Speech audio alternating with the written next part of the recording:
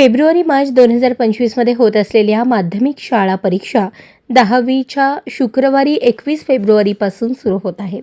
जिल्ह्यातील 184 केंद्रांवर 65,585 विद्यार्थी परीक्षा देणार आहेत. दरम्यान मराठी म्हणजे भाषा विषयाच्या पेपरने 10वीच्या परीक्षेला प्रारंभ होत आहे.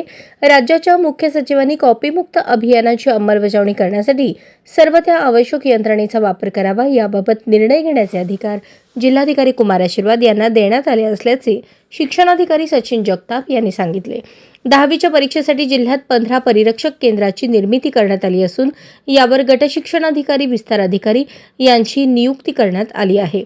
10वीची परीक्षा 21 फेब्रुवारी ते 17 मार्च 2025 या कालावधीत पार पडणार आहे. परीक्षा केंद्रावर विशेष पोलिसांचा बंदोबस्त तैनात असणार असून बैठक पथकही नेमण्यात आले आहे. परीक्षा केंद्र परिसरात कलम 144 लागू करण्यात आले असून संवेदनशील केंद्रावर शिक्षण विभागाचे विशेष लक्ष असून याशिवाय सीसीटीव्ही कॅमेऱ्यांच्या माध्यमातून परीक्षा केंद्रावर लक्ष ठेवण्यात येणार असल्याची माहिती माध्यमिक शिक्षण विभागाने दिली. शहर आणि जिल्ह्यातील अनेक परीक्षा केंद्रांवर आज परीक्षेला येणाऱ्या मुलांचे आनंदात स्वागत करण्यात आले. तसेच औक्षण आणि गुलाब पुष्प देऊन मुलांचे स्वागत करण्यात आले.